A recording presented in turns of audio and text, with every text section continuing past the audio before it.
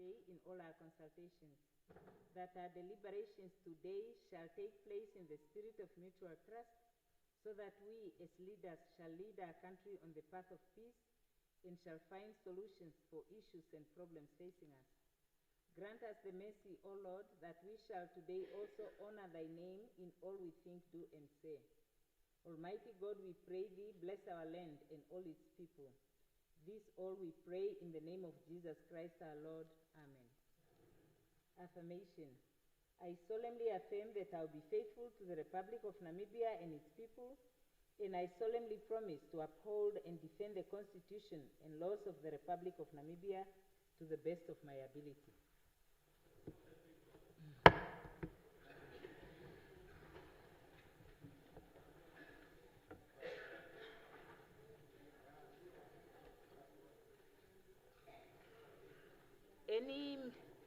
Any messages from the head of state? Any petitions? Reports of standing or select committees? Honorable Klute or Honorable Koper? Oh, okay. No, okay. Other reports and papers? Okay, so there are no reports. Now, Honorable Koper? I'm confused, Honorable Speaker. Honorable Speaker, I lay upon the table for discussion the joint report of the Southern African Development Community, SADC-PF's 57th Plenary Assembly Session held in Victoria Falls, Zimbabwe from 31st May to 7 June 2025. I so move, Honorable Speaker. May the Honorable Member please table the report.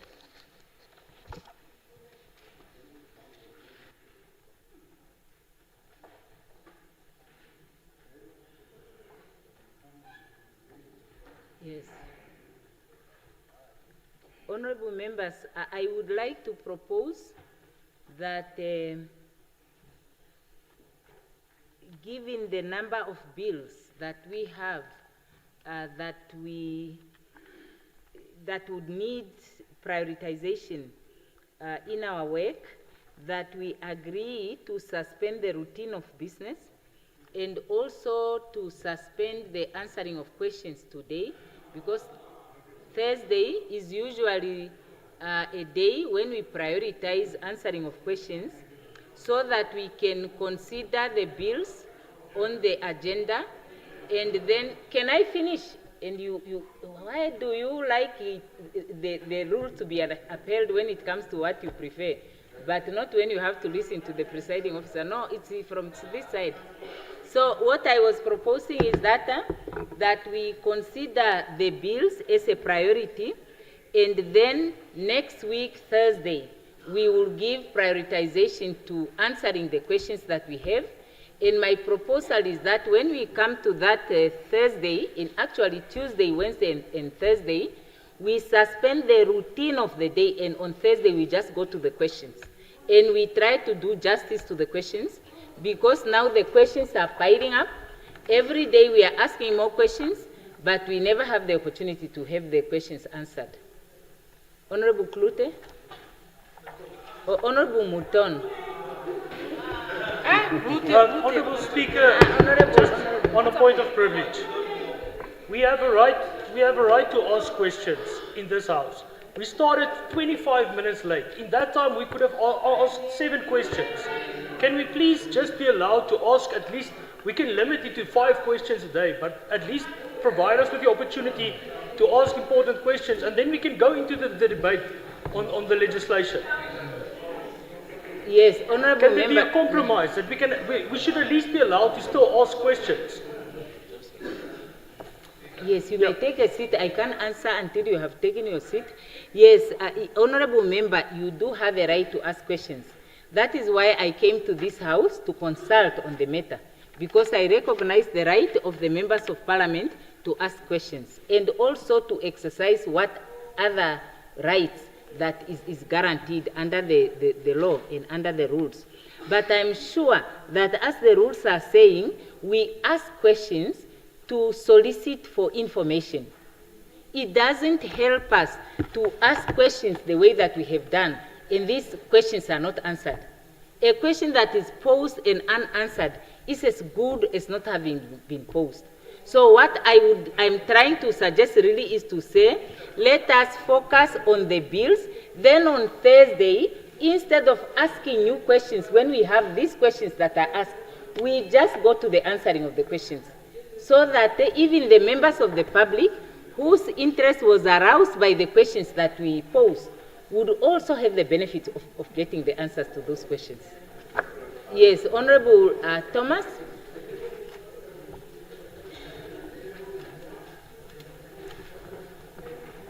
To guarantee. Yeah, the mic. Speaker. The mic is here. Mic George. was on. Oh. Okay. What happened? My mic is on. What is happening to your gadget now? Okay. Okay, who is having the mic now?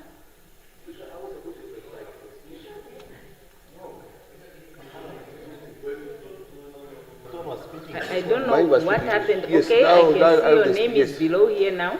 The mic is Yes, related because back to Speaker, like, maybe you're not following your screen today, but mine was second after Honorable Muton. Speaker, we understand the urgency that you had brought to the table, but we would like to object to the request and for us to proceed on the normal order of the day, so that we equally also give equal time to the questions, because there's some questions that are already here, and we say Minister Kapofi is here, and his question that we are waiting for, that he needs to answer today as a Minister of Trade and Industry. So because next week he might be out of the country. So Speaker, please just give us the honor for us to finish, to see how far we go with the answering of the questions, and then we proceed as a normal routine of the day. Thank you.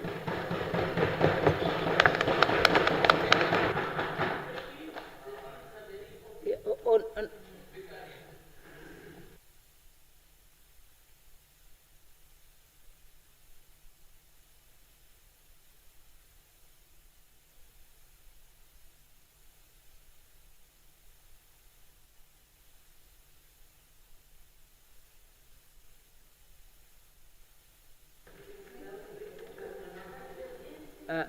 Honorable Mwashindange. Yeah, honorable members, before Honorable Mwashindange leaves, if you are able to summon some strength to just take a seat a bit, I want to share with the House that I was informed that Honorable Mwashindange has lost his grandmother today, and that he lost his grandfather 2 weeks ago.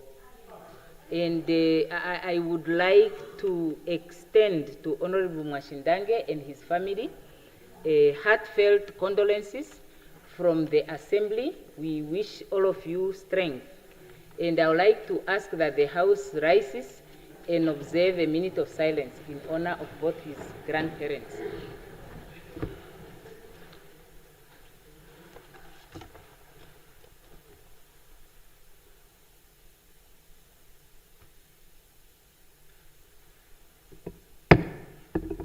May their souls rest in peace. Please take courage, ne?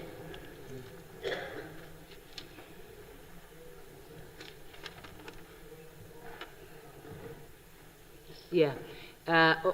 Honorable members, okay, so in regard to I'm not quite sure after the second intervention whether what the honorable member is saying is that we should go through the routine of business, or he is saying it is only the answering of the questions that must take precedence as per the rules. Because, no, the routine we have agreed to suspend, and in terms of the rule, the secretary, with the consultation of the presiding officer, can actually arrange the order of the business of the House in whatever way. But there is a rule that says when it comes to the questions, answering of questions, on a Thursday, the answering of the questions would take precedence. So I think that's very, very important to indicate, because when it comes to questions, especially oral agent questions, that is discretionary. It's not mandatory. Now, I have noted that we have a bill that was to go through committee stage today, and after several efforts to get a quorum, we were unable to have a quorum, and that is why we postponed the adoption of the report on the SADC SADC Parliament Protocol, and that we do have the quorum now. So I just want the House to consider what Honorable Kambala said, to say that no, we should not go to the bills, and the proposal that I have put to say that we should go to the bills so that we can come to a conclusion as to whether we should first go to the bills, and when we are done with the bills, we can come to the answering of the questions only, not the routine of the day, because that one it is already decided that we are not going to go to the routine of the day. So are we going to divide the House on that one? Yeah, I'm asking, it's up to you, it's up to the House to decide, because usually we agree on the basis of consensus, but in terms of the rules, if we cannot reach a consensus, we have to vote. Yeah, the proposal that we are making is that first, after the bills, we come back to the questions. Secondly, on next week, Thursday, we focus on the answering of questions. If we cannot agree, then it means we have to vote on it. Yeah, so yes, Honorable Kambara. Okay. Well, then I will give you the, he has the mic. Yeah, okay, Honorable Amtenya has the mic. Okay, you may take the floor. I was really disappointed that you could not detect that I had requested for the floor. Because really, Speaker, I think we need to really go back to our mandate and the mandate of this House. That this is a legislative House that is supposed to really make sure that it passes the bills, which obviously the masses that have voted us to this House is expecting to see bills that actually touch the lives and their lives. We have been speaking much about the mental bill, and all of us in this House have been saying a mental bill is something that is supposed to be passed so that we save the lives of the people who are suffering there.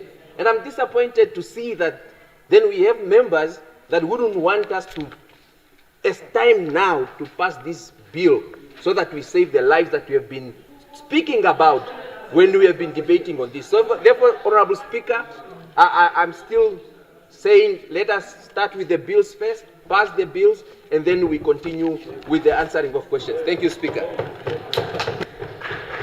Yes. Honorable Kambala, you... Speaker, last year, Speaker, give me the platform. Speaker, last year, when you're Prime Minister, there was an issue of rush bills in this Parliament. You can remember. Rush bills, 7 rush bills. Honorable, what point are you raising on? No, put the privilege. I'm just put the privilege, Speaker. I asked you, just answer. Yes, put the privilege. Huh? I beg your Speaker, pardon? You can't speak from a seated position. There is somebody on the floor, Honorable Member. It is still there, yeah. Cannot happen. Speaker. Yeah, so point of privilege, Honorable Yes. Kambala. Speaker, we want to do work. Every work in Parliament is very important. Everything is important. The questions that you have asked also, Belem, are coming from masses, are coming from our masses, from our members, from Namibian citizens. For you here. So everything is. So Speaker, have your attention. Yes, please Yes, go ahead. Speaker, please, I implore you for us to continue Yeah. with the order of the day, as requested, for us to finish the questions, and then once we do the questions, then go to the bills. There's no Okay, may you problem. please take your seat? Yes, please. Now you have indicated, I would like to ask you a question. There is another view that says we go to the bills. There is a view that says we should follow the order. Is the House divided? Should I call for the vote? Okay, so the House is divided, is that so? Because we cannot go on discussing the issue for half an hour. Honorable Nashinge? No, I can't make a decision according to the rules. When there are different opinions, we vote or we reach a consensus. Yeah. So please, I will have the last person speaking, Honorable Nashinge. Thank you very much, Honorable Speaker. Thank you very much.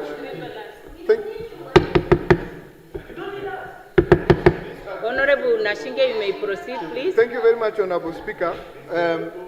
I just wanted to add to say, look, the proposition is okay, but it should be us to decide with our conscience, with our commitment to why we are here, first of all, because I'm sensing that some, out of the blue, the bills are more important than the questions.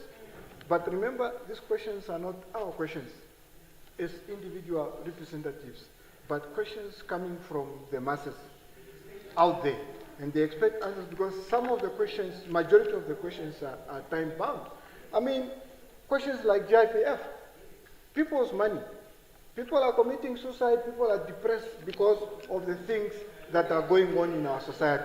So you can't say the bills are more important suddenly. Some of these bills came a long time ago. Some majority of these bills came as far as September, but we did not make a commitment to rush it. Now we have been waiting for 35 years.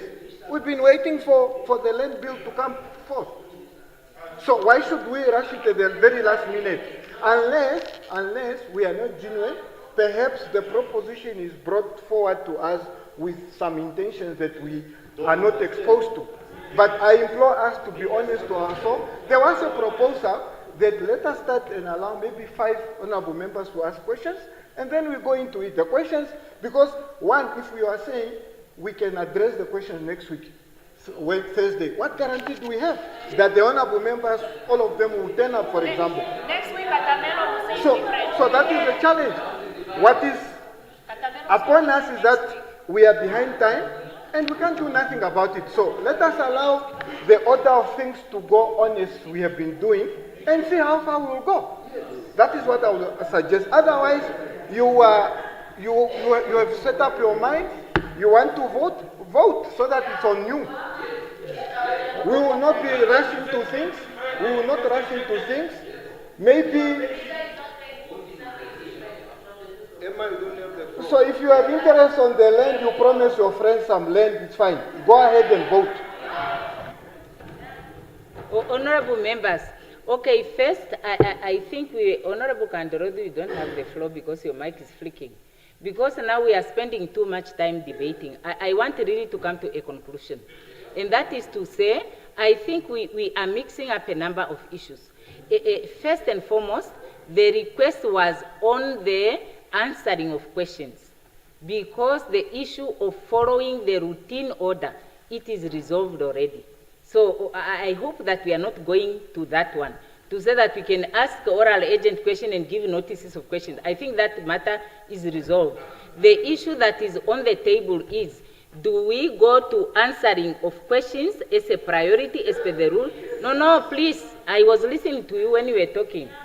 So I don't know why you think the rules are applicable in a selective way, you know? So the question was whether we prioritize the questions as per the rules or we exercise our discretion as we have it to prioritize the bills.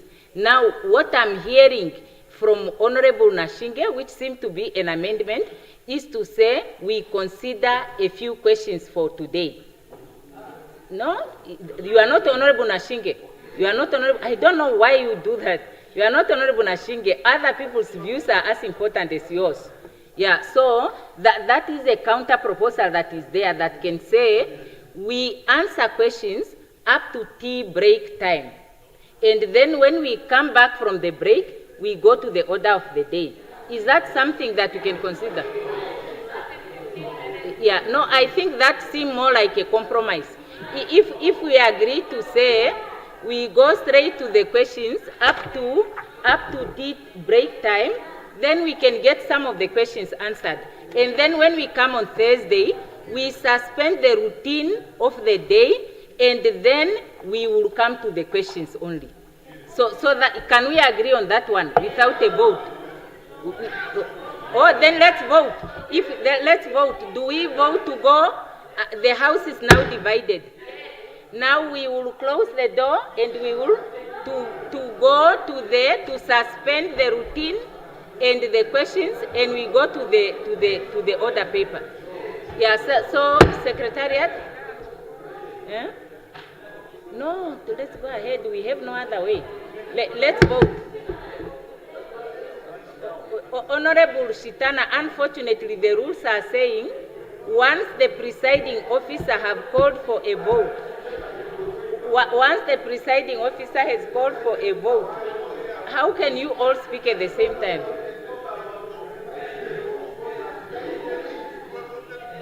I can't hear you because you are all speaking at the same time. How do I do that? We are all standing. I don't know. What are you doing now? No, because you said no. You know, you said no. She said no to the consensus. Eh? Also, you are saying you are not saying no. Can you take your seats, please? Can you take your seats? I cannot engage you when you are standing. All four of you. Take your seats. Take your seat, honorable members. I cannot engage with you when you are standing. You must take your seats. And one person must ask the question. You said no to the consensus. Are you saying you are not saying no? I just want to have clarity. Was there no? So you are agreed that we answer the questions until break time. Are we agreed on that one? One person at a time. 1 minute. Yeah. So really, we cannot say the rules must be applied according to the personal preferences of certain individuals. When it's not done, you will be disruptive. No, that is not appropriate. Yes, but next time when others have the floor, can you also respect them when they are on the floor? And the ruling of the presiding officer. You have the floor, they will give you the mic. But everybody must respect the rules the same way.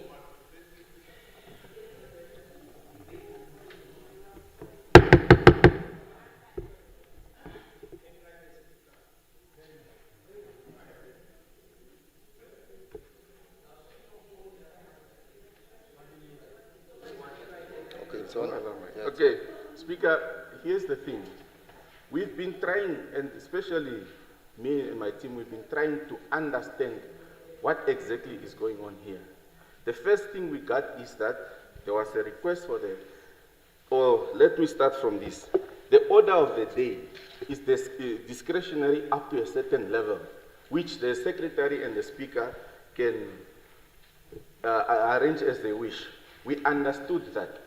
Then we understood the proposal to say, let us suspend all these hundreds of questions for today so that we go straight to the order of the day. It was objected to. Then there was a proposal by Honorable Nashinge to allow at least some of these to go ahead, and then if after the tea break, like you said, then we move on to the order of the day. The next thing we saw is the hammer going, or whatever you call it, going on, and then it's a vote. Now, our objection is, before we even got to understand what is going on and whether we agree with the proposal from Honorable Nashinge or not, then we are hearing we are going to a vote. And that is why we stood up and said, give us a chance to recollect our thoughts, see what is going on, and then when we can then say we object or we agree, and then that's why you heard me saying, are you forcing us into a vote, or do we understand the matter at hand, and then we go into consensus? Okay, may you take your seat, honorable member. First, you don't get forced into a vote. There are rules that says when there is more than one view and there is no consensus, the presiding officer must call for a vote. So the presiding officer is not forcing you into a vote. Secondly, when you have a different opinion, you don't stand up all 5 people or 3 people. That's against the rules. That's a violation of the rules. You can't complain that the rules are not complied with when you yourself are violating them. So now to just make matters clear to you, is the Honorable Nashinge made a counter proposal to say that if there is a concern that we don't get any of the questions answered at all, and we go straight to the order paper, let's at least have some of the questions answered. And I was now trying to put that proposal for Honorable Nashinge to say, can we agree to that one? So that instead of skipping all the questions, we answer some of the questions up to break time. And then somebody said no. That is when I called for the vote. So if we are confirming that there is no objection, we are agreeable to answer the questions until break time, then I will put that question to the House. If there is a consensus, then we can agree on that. Are we agreed on that? Okay, agreed? Okay, so that is agreed. Now we go to the questions. Okay, now we are done, Honorable Member. We will not go to that one. Now we are done. We are going to the questions. The first question is question 24 by Honorable Thomas, asked to the Minister of Urban and Rural Development. Does the Honorable Minister reply to the question? Are you ready to reply to the question? Yeah, the Minister may now respond. Question number 24 by Honorable Thomas to the Minister of Urban and Rural Development. Yes, yes.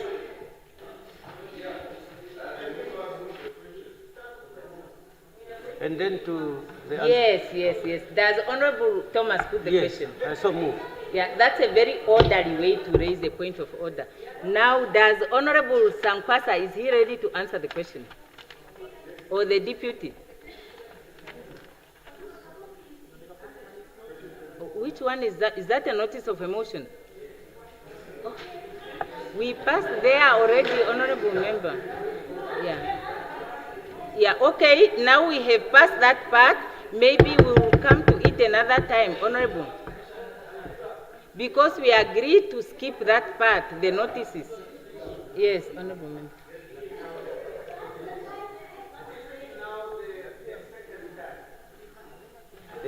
Okay, the mic is here. This is the second time now this question is being skipped.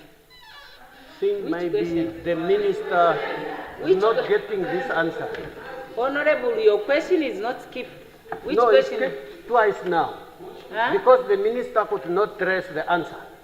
Oh, Honorable, the second time Honorable Member, is he saying he will not answer the question? Yeah, no. It's if we skip it now, no, it's the second time. I don't. No. Can we wait? Can we wait, Honorable Bishop? Honorable Thomas, just wait, please. Does Honorable Thomas put the question? You have agreed to put the question. Honorable Minister of Urban and Rural Development, question 24.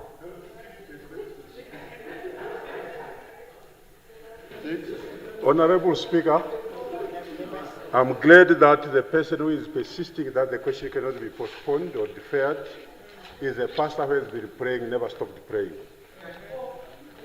So he has repeatedly prayed, and there is no postponement, deferment, or rejection of that prayer. So this question is deferred. Yes.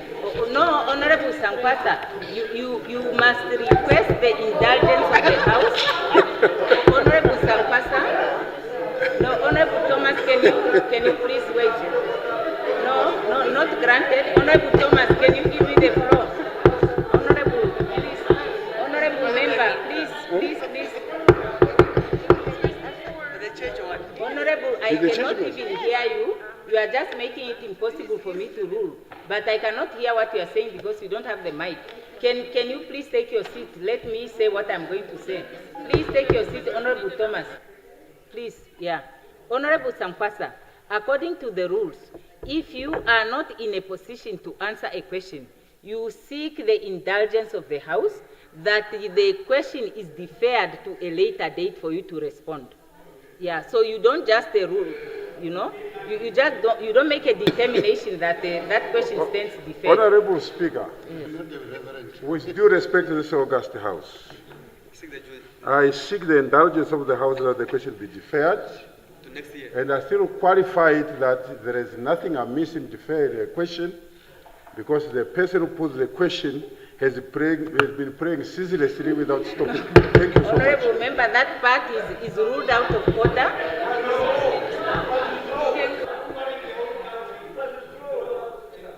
Honorable Carola, you are the one person that shows the most disrespect to the presiding officer.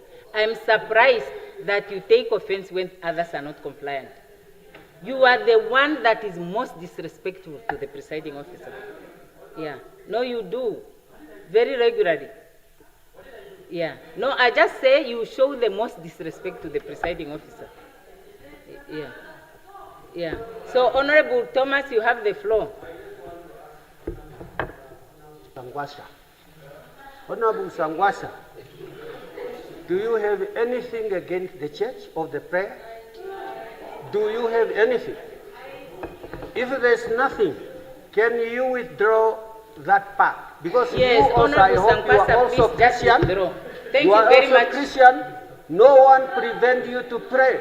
Honorable what is Thomas, wrong with the prayer? Thank you very much. Honorable Sangwasa, are you not praying at your home? That one. Withdraw, please.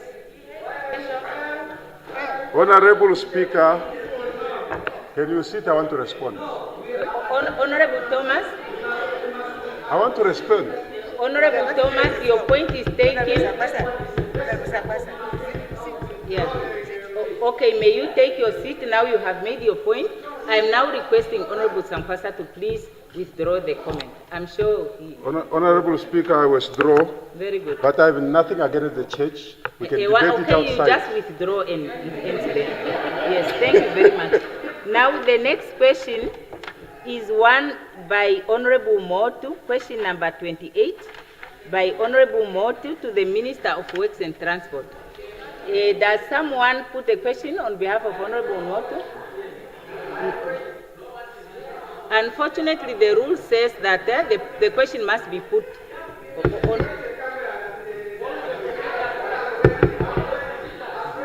No, the question can only be answered if it's put, unfortunately, Honorable Nekundi. Okay, now the next question. The next question is one by Honorable Ipumbu, question 29, asked to the Minister of Justice and Labor Relations. Yeah, both of them are not here. The next one is question number 63 by Honorable Kalangula to the Minister of Works and Transport. Does anyone put the question on behalf of Honorable Kalangula? Huh? Okay. The next question is question number 16.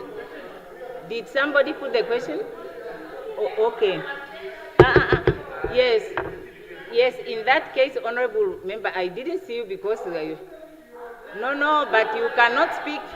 You cannot speak from a seated position, Honorable Nashinge, because your mic must also be on so that you are recorded. So do you put the question on behalf of Honorable Kalangula?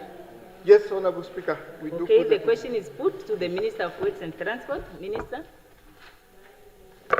Honorable Speaker, that question is not ready for the indulgence for next week Thursday.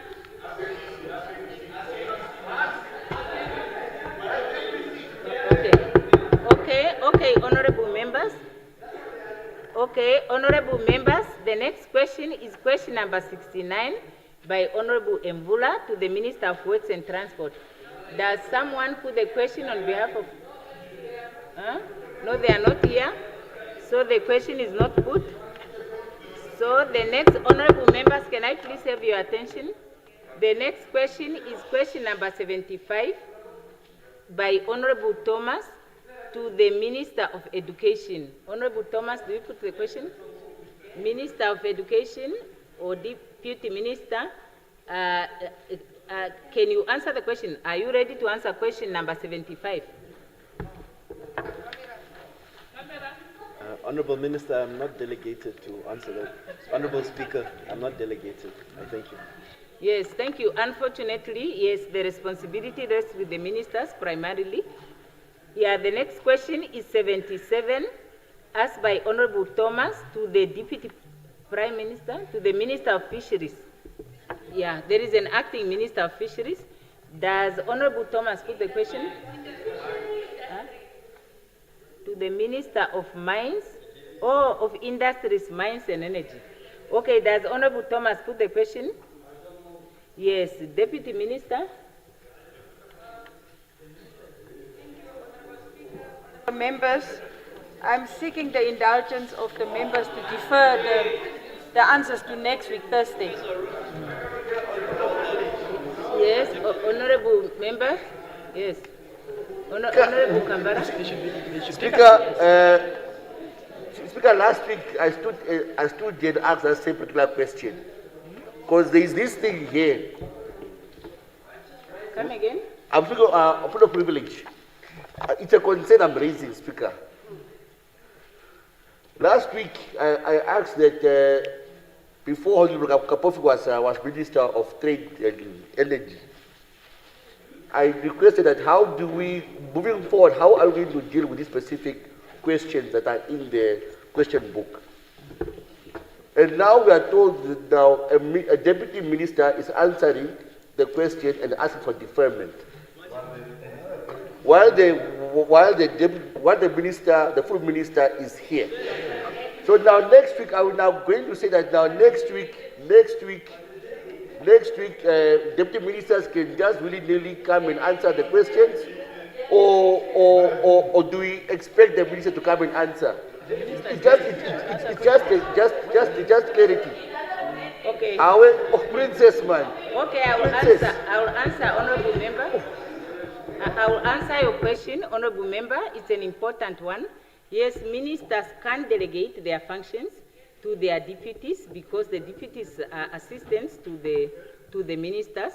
And now that the House has been informed that the minister has delegated the deputy minister, and the deputy minister is prepared to answer the question on Thursday, we will look up to the deputy minister to answer that question comes Thursday. Because there is a delegation. Yeah. Now we proceed. The next question is question number 77 by Honorable Thomas to the Minister of Industry. Is it a point of,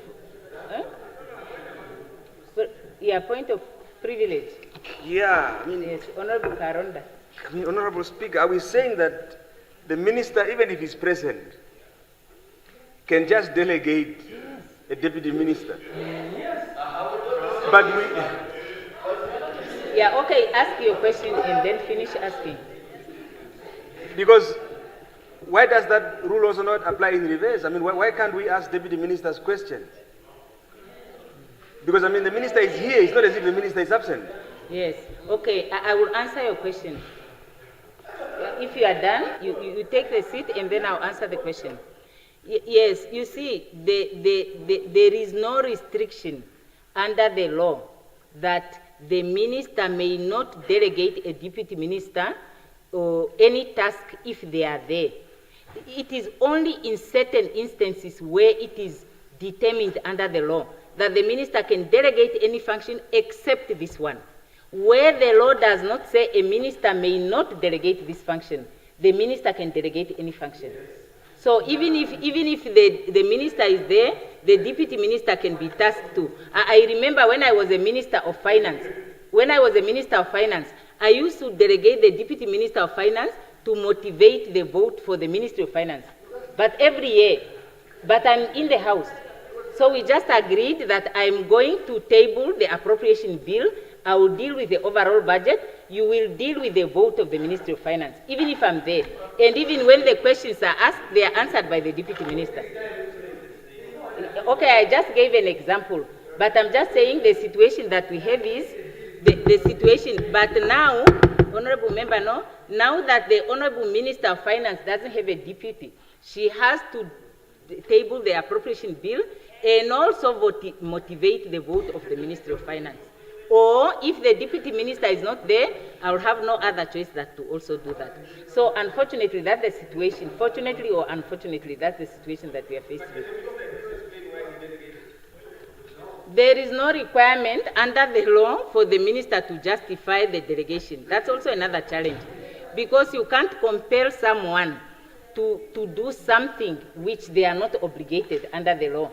The only thing that the minister is obligated is to account for what happens. So which means if the deputy minister gives wrong information or information that causes harm, the minister remains responsible, because the minister is the head of the institution. But we cannot say you must explain why it is not you and it's the deputy. Yes. Yes. Okay, the last one, Honorable Chitana, you have the floor. You have the floor, Honorable Chitana. You are not the speaker.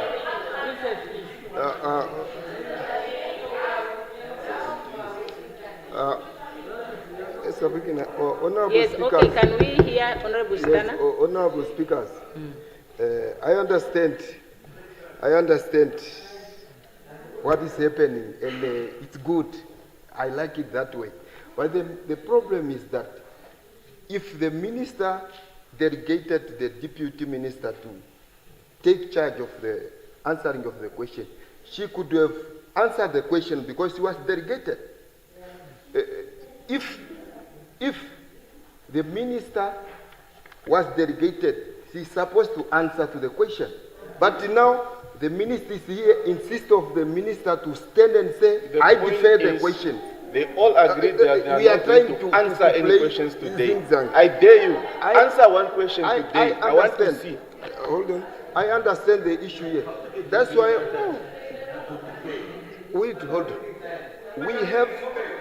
We have now 3-4 ministers that are deferring questions. That means the They are day not of interested. today, they did not prepare to come answer question. They came to push. For the order of the day, we can see the the agenda team. bill, which I'm against it.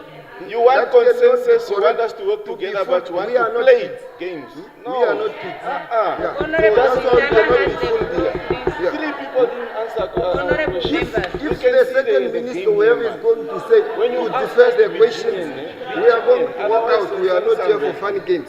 Answer That must be clear. Yes, Honorable Chitana, I think I have answered the question about the delegation, because the deputy minister did not say she will not carry out the delegation. She only said she seeks the indulgence of the House to answer on Thursday.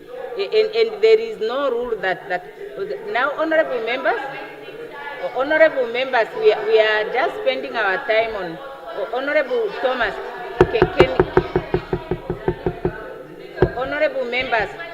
Honorable members, Ewa, honorable members, can we please listen to one another? Honorable members, can we try to follow the order to the questions? Yes, Honorable Thomas, can you be the last person, please? And we go to the questions. Honorable Speaker. Yes, please. I think in this answer, this question,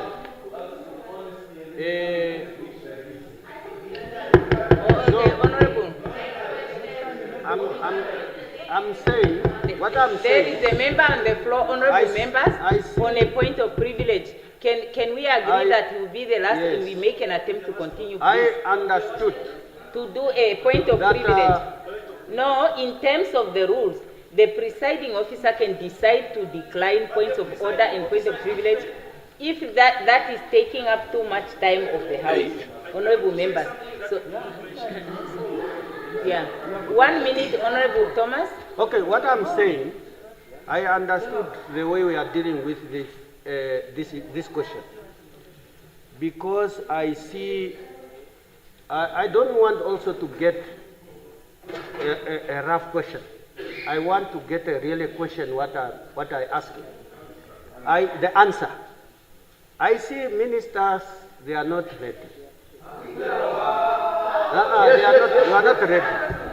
We understand, I understand. Can we postpone? Can we? I don't have problem. Honorable member. Okay, no, honorable members. I'm not disputing with you.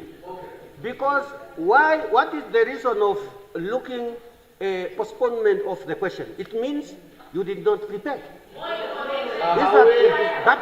That is all. I understand it. I understand. Me also, I don't want to get a rap answer. I want to get the real answer. If you postpone, it's fine. But what I'm saying, let us not decide let us not take the right of other people. I feel like minister must go and prepare and come and answer for me on my behalf. Very good. I'm not blaming you. Okay. I'm not blaming. I know the situation. Okay. I know. Very but good. Please make sure, Honorable Minister, to answer our question fairly, instead of now provoking us. Okay, it's honorable not the members, right thing. You have made your point. Honorable members, I think we are agreed here that please the honorable ministers will on Thursday when they come, let us make an effort to make sure that we come and we answer these questions.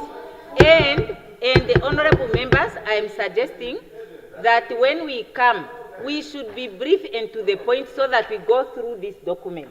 Because when these questions were asked, there are people who come every Thursday to sit before TV or radio to hear the answers to these questions. So let us just agree that on Thursday, we are going to come here at 2:30. All the ministers would make the arrangements for their questions to be answered. Can we not agree on that one? Huh? Yeah. No, honorable members, let's not rise on point of order anymore. No, honorable members, please, let's not do that. Let's try to continue now with the question until break time. Okay? Yeah. So we were at what? We were at question 7. No, we got a request for deferment of 77. Now we are at 78. Honorable Motu to the Minister of Education. Honorable, they are both not here. And the question number 80, Honorable Ampanda to the Right Honorable Prime Minister. They are both not here. Then question number 81, Honorable Kandorodu to the Minister of Agriculture. The Minister is not here, the Deputy is here. Honorable Kandorodu, do you put the question? The Deputy is here. I cannot ask her because the question is not put. I was denied access to talk in this house. Speaker, look what happened at the Ministry of Mines and Energy. The President could not appoint a Deputy Minister as an acting minister. What point are you right? Because I called upon you to ask whether you put the question. Are you putting the question or you are Okay, I posed the question. Yeah, very good. So is the Deputy Minister delegated to respond to the question?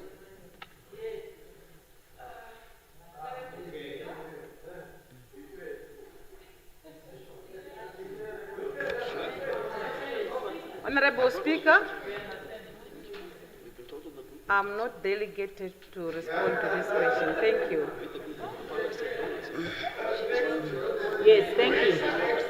Honorable members, we actually, it's break time. Honorable members,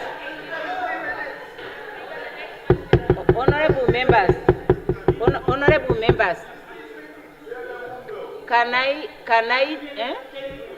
honorable members, I want us to conclude this item.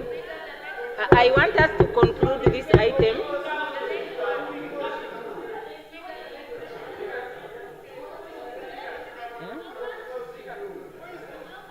Yeah. Honorable members, we are now at break time.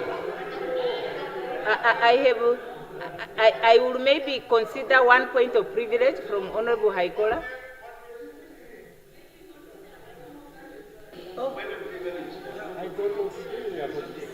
I think the mic is mine.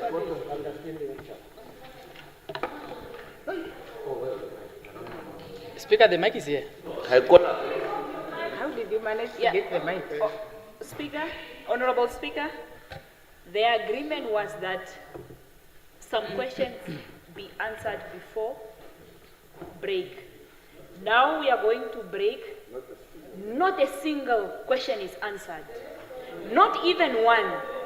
And you want us again to come and agree to go and rush into the rush bills as they were rushed last year. So, Speaker, we want at least the ministers that have questions that are prepared to at least answer. How do we trust again the presiding officer when the secretariat, when they come up with a proposal, if even not even a single minister, it's very hard even to get a minister, many ministers here on Thursday. So I propose that, I understand it's break, but at least the ministers that have questions like, yes, the questions, at least they must put them, Speaker. Questions such as Meshafuta and at least answer them. Yes, they must be answered. Answer them, answer. We want to see those questions answered.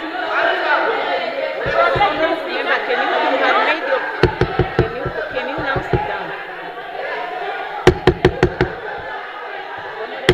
Can you sit down? No. Honorable Kopper.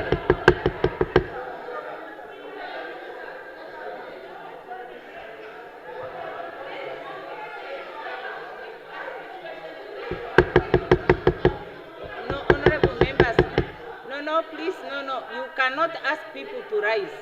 The presiding officer is the only one that can ask members to rise. Members cannot just rise. Yeah. The members would rise. May you please take your seat. You have made your point. You made the point of privilege. You have made the point. No. You have made the point of privilege. The presiding officer will make a ruling. We had made a ruling at the beginning, the presiding officer, to say that we will go to the questions, to the answering of questions until break time. Yeah, the proposal that I came with was to request that we take the questions to next week, Thursday, because that gave me an opportunity to also reach out to the leader of a government business and say, can you mobilize the ministers to be here on Thursday and answer all the questions? But when I put that proposal, the proposal was not agreed to. And I had to go along with the consensus of the House without having the assurance that the ministers would be here to answer the question. So, no, that's not the point. The presiding officer cannot, and also you cannot ask a question from a seated position. Honorable members, let's please understand one another. I always say, you see, in order for us to reach an agreement, we have to listen to one another. A person cannot say, I'm not listening, but I want to be listened to. It can't work like that. So we have made an attempt to answer these questions. We are now at this point where we have to go on break. And the ruling was that after the break, no, honorable member, I have given you the point of privilege several times. So please, the House will now rise for a break of 20 minutes. Honorable, I have already asked the House to rise, honorable member. Yeah. We have stood up already.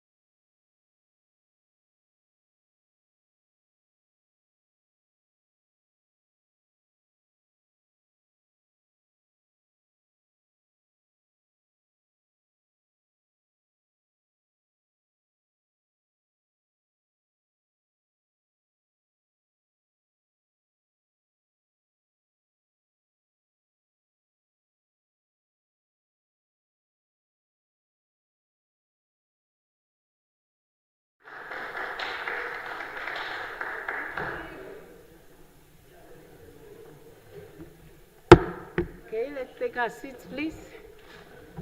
Okay. Okay. Thank you. The secretary will read the first order of the day.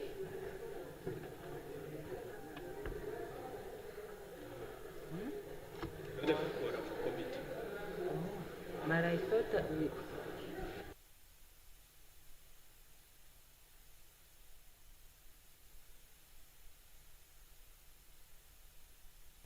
So can the front desk please confirm the quorum before we proceed with the order of the day?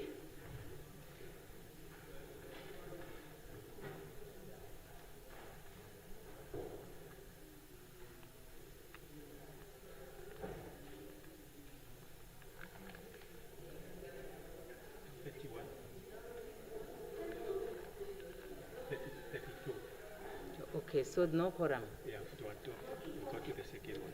Yeah, okay, so thank you. So we have a working quorum. So, but no decision-making quorum. And yes. So with that, since we were going to go to committee stage, we proceed to the next order of the day. Secretary will now read the second order of the day. Committee stage, mental health bill. No, the mental health bill, that's what we talked about. It's the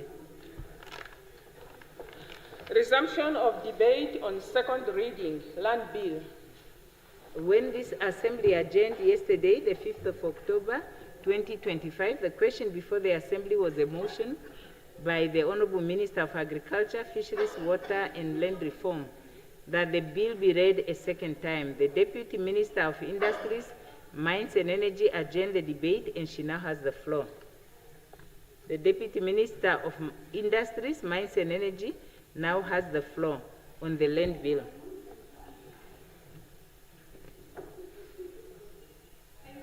Honorable Speaker, honorable members, I already make my contribution on this bill. So I therefore request maybe another member to contribute. Thank you. So, but I support the bill. Any further discussions on the bill?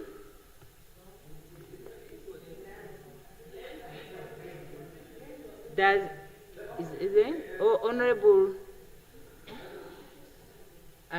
Kambala is not here, but his mic is flicking. Honorable Kalola is not here. Honorable Karonda.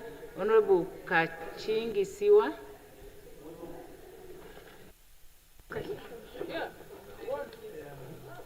Yeah, Honorable Speaker, honorable members, I just want to contribute on this very important bill. I will contribute on the establishment of the Communal Land Development Fund, and I will also look at the role of financial institutions in supporting agricultural land development in communal areas. So to start with the establishment of the Communal Land Development Fund, the initiative represents a transformative step in the country's land reform agenda. It is designed to unlock the economic potential of communal land, encourage agricultural development, and facilitate access to finance for farmers. Let's look at the benefits, and it is endless. I will just mention a few. Infrastructure development, such as water supply and fencing in communal areas.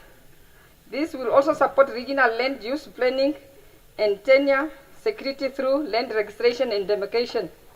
This may also lead to increased land productivity. This will also change the current tenure system by providing the tenure security and land rights through the registration of communal land rights.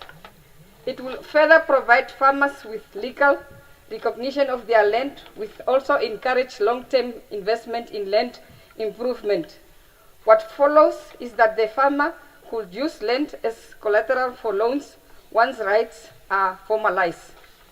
This initiative will promote and encourage community-driven development, allowing local farmers and traditional authorities to participate in land use planning, decide on infrastructure priorities, and take ownership of agricultural projects. So I'll move to the next one, which I mentioned before. Role of financial institutions in supporting agricultural land development in communal areas. Institutions like AgriBank, NetBank have introduced specialized products for farmers tailored for agricultural financing. This can be extended to communal areas. This will require coordination and collaborations with the government institutions and the traditional leaders. These financial institutions have financial products such as short-term loans for seasonal inputs. This will include seeds, fertilizers. Medium-term loans for livestock and equipment, long-term loans for land acquisition and infrastructure development. These products are increasingly being adapted to match the seasonal income cycles of farmers. Other flexible repayment options, it can be monthly, it can be quarterly, it can be annually, and support sustainable practices, including renewable energy solutions. So with this short contribution, I support the bill. Thank you. Honorable Abraham. Thank you, Honorable Speaker, Honorable Member. I rise to add my voice to the tabled motion on land bill. The land question in Namibia remains one of the most urgent and divisive issues our country has faced, both before and after independence. It requires decisive and accelerated intervention, particularly in improving the piece of land delivery to our people. The land bill seeks to redress the historical injustice brought about by European settlers and the apartheid regime, which unlawfully occupied vast tracts of land, replaced communal land ownership with private control, and displaced indigenous communities from their ancestral land. One of the key provisions in this proposed legislation, which I fully support, is the recognition of communal land as bankable. This progressive measures will empower our people to raise the necessary capital of economic activities, thereby reducing the dependency syndrome that continue to trap many in a various cycle of generational poverty. In alignment with SWAPO Party election manifesto, I urge that we are re-examine the current requirement of 10 years of experience to serve on the land tribunal. This provision, while well-intentioned, may unintentionally exclude qualified young professionals. I therefore propose that we review it to promote youth participation, ensuring that the voice of talented and young Namibians are represented in our land governance process. Therefore, honorable members, I proudly add my voice to support this land bill. Thank you. Honorable Nekundi. Thank you very much, Comrade Speaker, honorable members. First and foremost, I rise to support this very important bill, a bill that intends to address the imbalance insofar as the land is concerned in our country, cognizance of our historical context, and many other issues that are matters being affected by the issues of land in Namibia. However, Comrade Speaker, Honorable Minister, one should really appreciate the effort that the government continue to make, with the understanding that land is not a 1+1 which becomes 2. It has too many issues with a number of emotions running, and a number of communities and families were and are still the victims of land expropriations, as well as the matters that were perpetrated against our people through the number of legislations passed during the colonial era. However, Honorable Deputy Speaker, my taking the floor today here with that whole appreciation and understanding is really the issue of the inheritance. Inheritance insofar as communal lands are concerned. And I want to say this for the appreciation of the House and everybody out, to put in context of what I'm trying to put across. You will have a family, parents who have children. Ordinarily, the land first will be on the name of the husband. I'm not saying ultimate, but I'm saying ordinarily. When the husband passes on, ordinarily, again, the husbands are the one who passes first. No, I'm saying ordinarily. It's fact. I'm saying, you must understand the word ordinarily. That's what I'm saying, ordinarily. That's what I'm saying, the word ordinarily. When you have 100 deaths, ordinarily a man will be the first to die. Okay, fine. Let's dispute facts. You are disputing facts. Let's look in our families. Let's look in our families, colleagues. Let's be honest. Let's look at our families. Let's look at our families. Even in our families, you will realize that the windows are the women's. Ordinarily. Yes, we can dispute, but those are facts. And even scientific wise, it's even scientific that men normally goes first because of number of issues. Now, when they passes on, when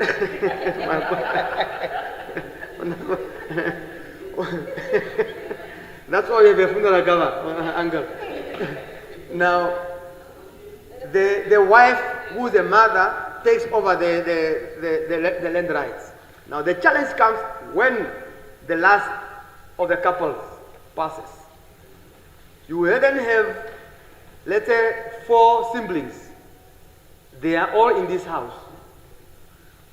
This land right cannot be given to all of them.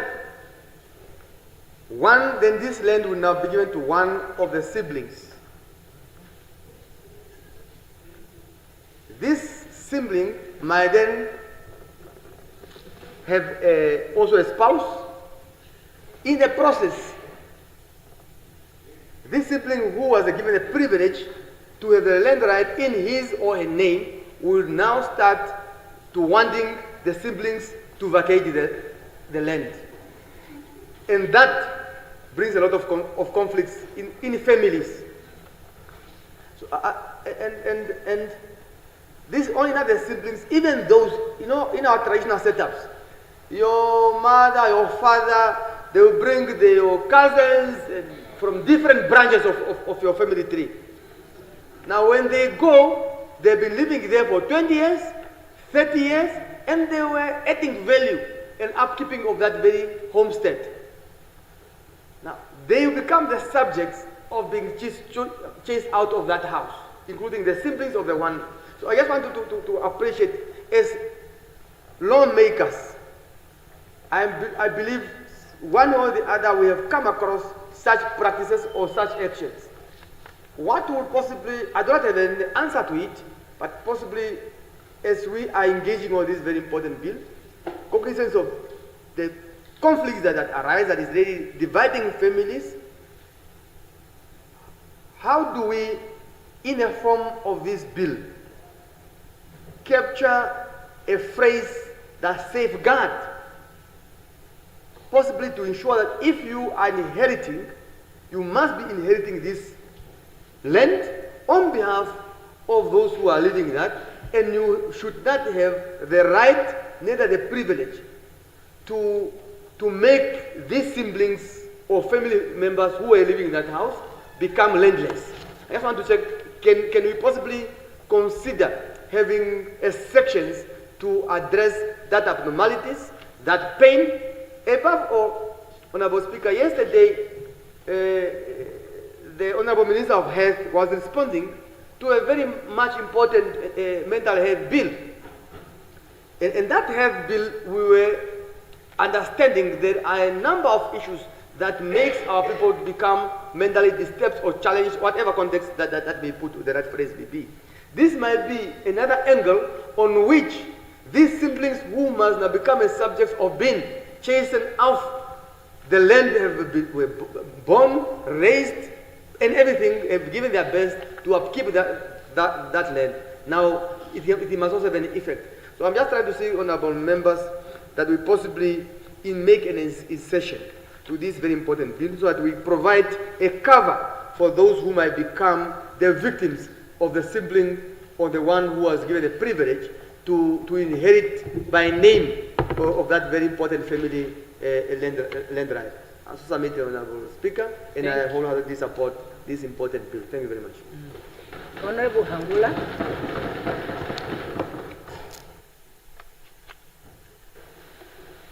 Thank you very much, Honorable Speaker.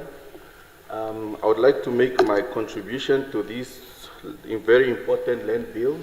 So therefore, I move to postpone the discussion on the bill until Wednesday, the 12th of November.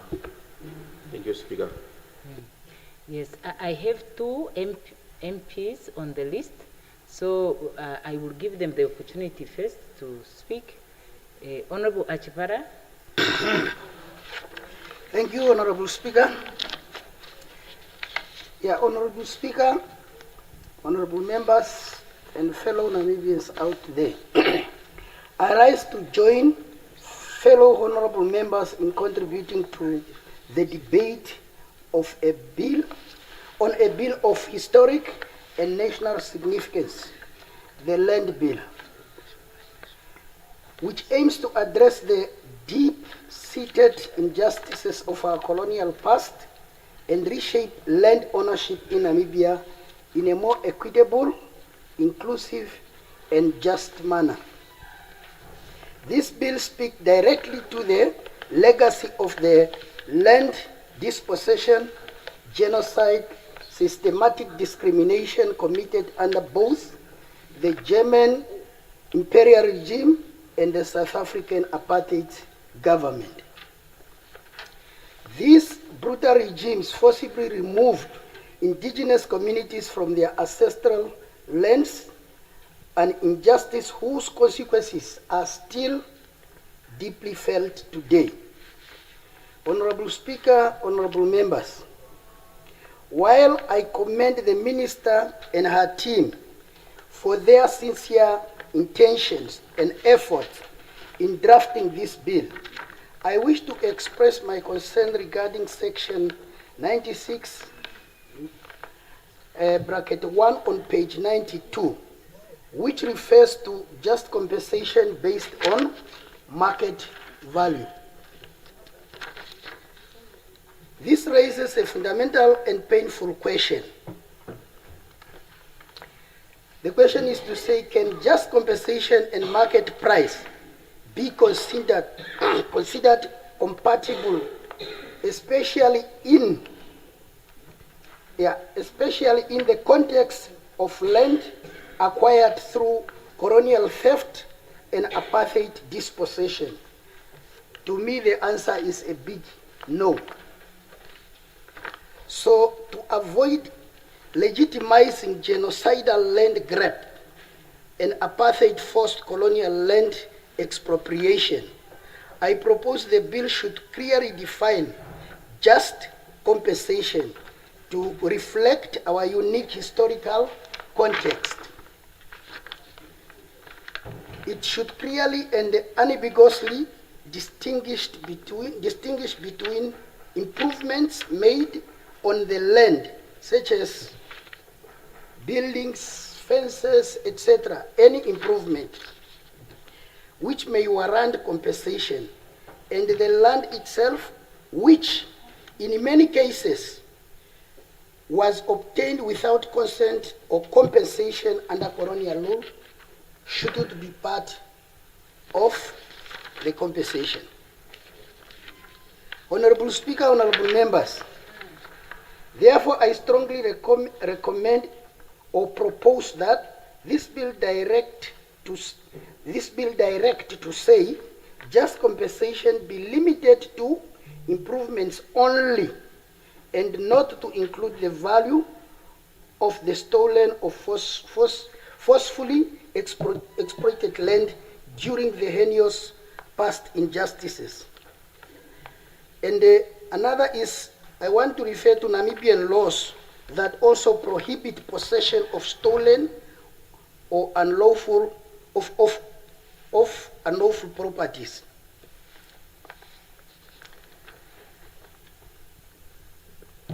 Honorable Speaker,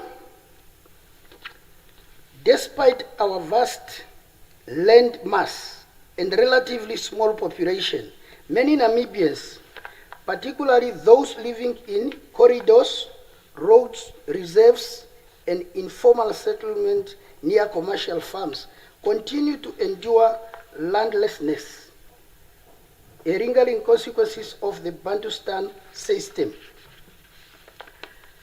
I fully support the bill provision to target underutilized, absentee-owned, and abandoned land, stipulated on page 75, section 2D, for land distribution purposes. However, I recommend a critical addition. The bill should also target land held under multiple ownership, which perpetuates concentration and inequality in land holding. Honorable Speaker, honorable members, Namibia must prioritize redistribution that support equity and productive land use. Honorable Speaker, land tax must evolve beyond a revenue mechanism. It must become a strategic tool for land reform. A progressive land tax regime will bring about the following: generate much needed funds for the land acquisition and support services, discourage excess and idle land holding, penalize absentee ownership, and mostly importantly, encourage productive, sustainable land use. Honorable Speaker, honorable members, this will not only open up land access for the landless, but it will also stimulate agriculture, employment, rural development, contribute directly to Namibia's GDP and food security. Communal land right, under the current provision, communal land allocations are limited to the following: 50 hectares under customary rights granted by the traditional authority, and 0 to 100 hectares for leasehold granted by the regional land boards. While understandable in principle, these uniform limits may not reflect the realities of agricultural viability in different agroecological zones. Honorable Speaker, honorable members, similarly, I propose that this bill allow for the definition in maximum sizes in hectares for commercial agricultural land of various economically viable units per region or ecological zones based on factors such as soil fertility, rainfall, and carrying capacity. This will ensure sustainable livelihoods, efficient and effective food production for commercial purposes. It is real sad to find too much land mass in one man of family hands. Communal land, Honorable Speaker, honorable members, I welcome the proposal to establish a communal land fund stipulated on page 20, Article 16. If properly resourced, transparently managed, and effectively implemented, this fund can achieve the following.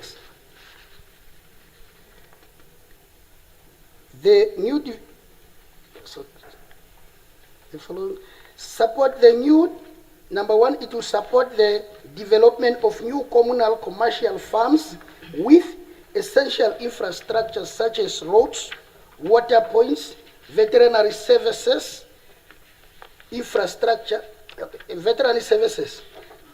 shift the supply and demand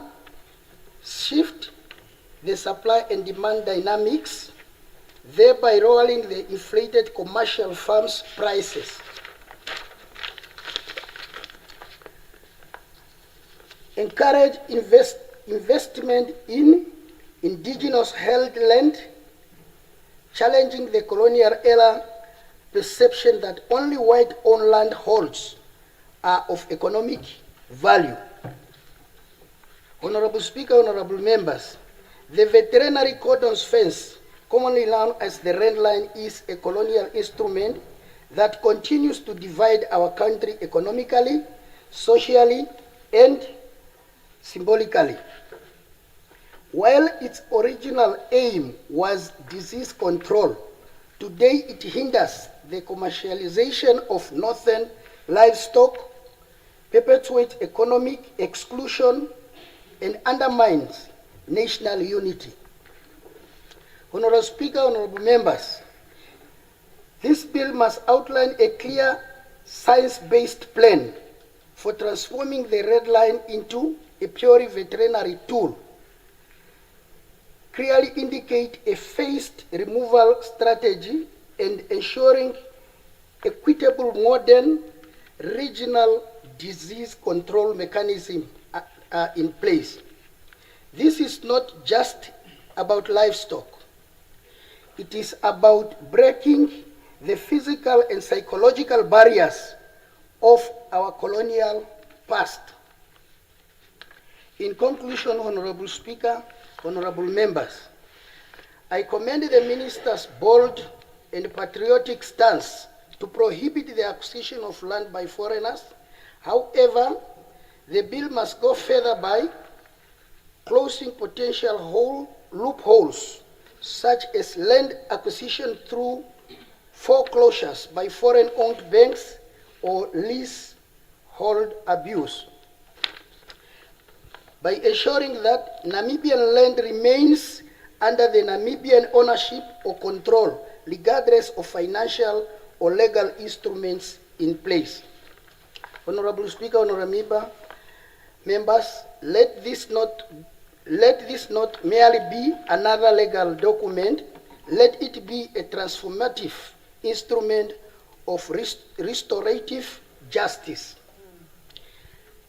a tribute to the souls lost through colonial dispossession, and a beacon of hope for every landless Namibian. Let us, through this bill, rewrite the narrative of the land in Namibia, a narrative of empowerment, healing, and national dignity. With these reflections and proposed amendments, I declare my full support for the land bill. I so submit. Thank you. Honorable Ashipala Musavi.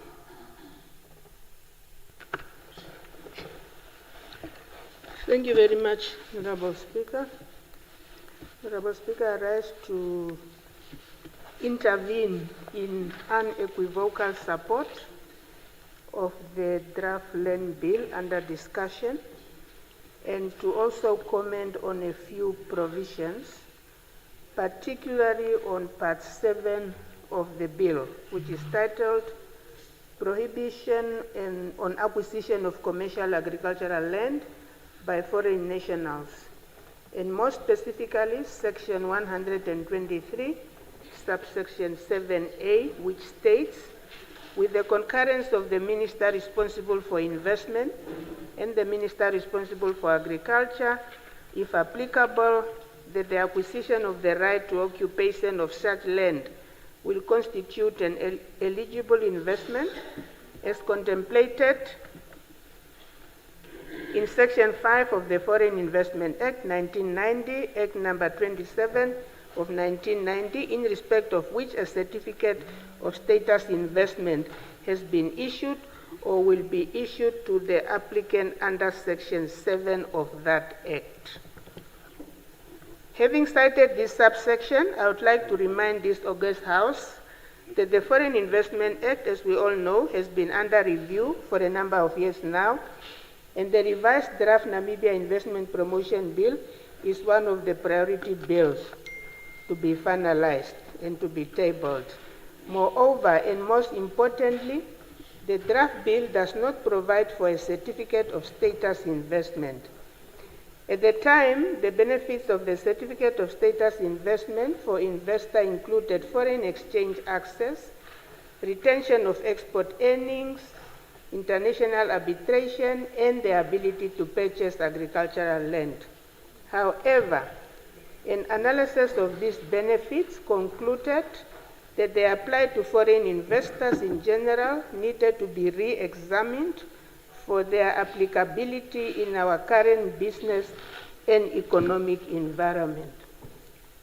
By way of background, Honorable Speaker, let me point out that since the onset of the overhaul of the Foreign Investment Act, a number of provisions were interrogated and found to either no longer serve our interest, offer limited benefits to our country, or are outdated and do not fit the current investment policy environment anymore, including the certificate of status investment. In fact, the revised draft bill is intended to be a more responsive overarching law on investment that incorporates both domestic and foreign investors, while serving as a tool to attract and regulate domestic and foreign direct investment, whereas the Foreign Investment Act only covers foreign investors.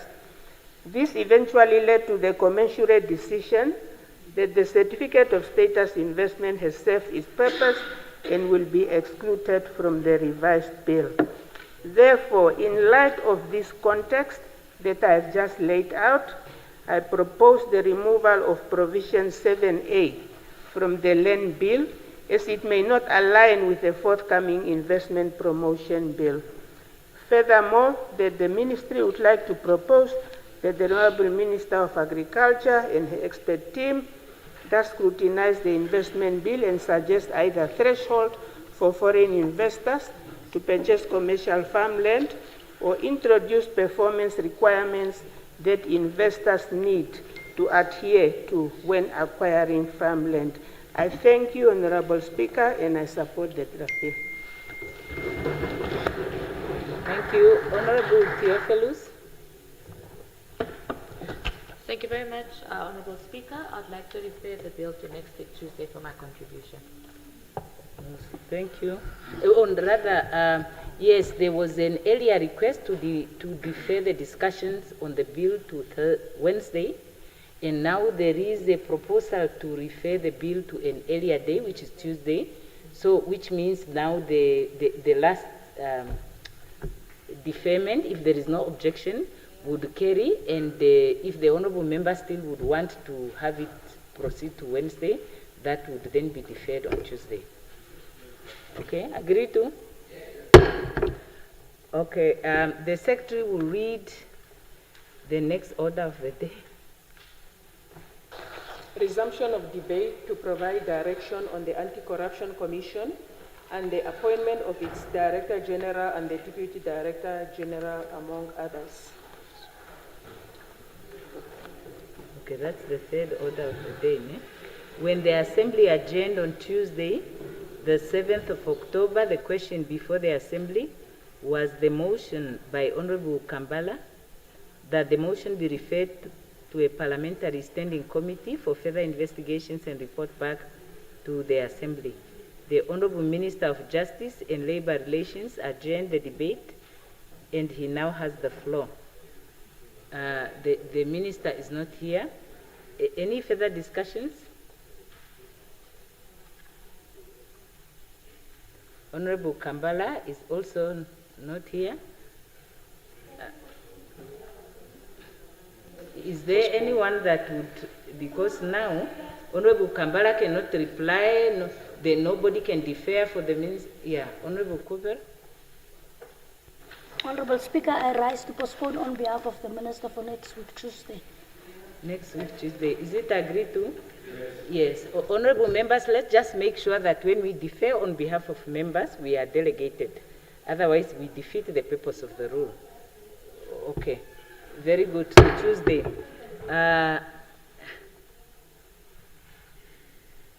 Okay, now the Secretary will read the fourth order of the day.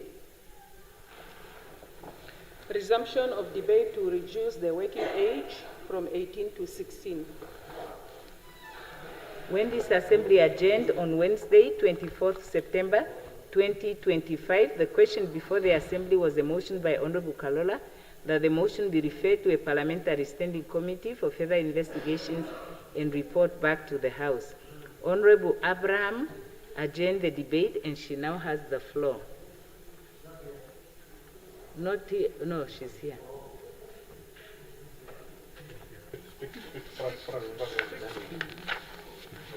Thank you, Honorable Speaker, Honorable Member. I rise to contribute to the motion tabled by Honorable Kalola on the proposal to reduce the voting age from the current provision of 18 years to a newly proposed 16 years. Allow me to draw your attention to Article 15, Sub-Article 2 of the Namibian Constitution, which states, and I quote, "Children are entitled to be protected from economic exploitation and shall not be employed in or required to perform works that is likely to be hazardous or to interfere with their education or to be harmful to their health or physical, mental, spiritual, moral, or social development. For the purpose of this sub-article, children shall be persons under the age of 16 years. As a guardian of the supreme law, we are entrusted with the responsibility to act with wisdom, sobriety, and foresight. Let us not grow weary in exclusive of our constitutional mandates. I wish to focus on the portion of the articles which reads, to interfere with their education or to be harmful to their health, or physically, mental, spiritual, moral, or social development. This proposed reduction in the voting age would, without doubt, interfere with the natural process of childhood development, and it risks robbing our children of their formative experience and placing adult responsibility upon young shoulders that are not yet ready to bear them. We must remember that many of our children already face challenging circumstances, including child-headed households. Our forefathers, in their wisdom, recognized the importance of protecting children from such undue burden when they unshined the safeguard of the Constitution. Children at the age of 16 lack the maturity, life experience, and exposure to fully comprehend the complexities of governance, policy, national development. As such, they must be protected from all forms of exploitation, including political exploitation. Furthermore, this proposal carries significant legal implications. Lowering the voting age would require amendment across multiple laws, potentially undermining the existing legal protections afforded to minors. Namibia, as a signatory to the United Nations Convention on the Rights of the Child, is obliged to uphold international standards that define a child as any person under the age of 18. Honorable Member, we must also acknowledge that children are particularly vulnerable to peer pressure and external influence. Allowing them to participate in political process prematurely could expose them to manipulating, thereby compromising the integrity of our democratic institution. Therefore, honorable members, in defense of our Constitution, our children, and the integrity of our democracy, I vote against the motion to reduce the voting age from 18 to 16. I so move. Yes, thank you, Honorable Kantema. Thank you, Honorable Speaker, honorable members. I rise to seek your indulgence to allow me more time to finalize my contribution, as this debate falls within the mandate that the ministry that I lead. Hence, requesting for a postponement to next week Thursday, in the absence of further. To when? Next week Thursday, Honorable Speaker. Next week Thursday. There are 3 other people, Honorable Member, and we are reminded that we want to deal with the agenda, the bills before Thursday, so that we will be able to do justice to the questions. But there are 3 people. Maybe we should wait for the 3 MPs to make their contribution. There is Honorable Masake, Honorable Mupita. Okay. But there are still people ahead, then we wait until then. Eh? Honorable Masake.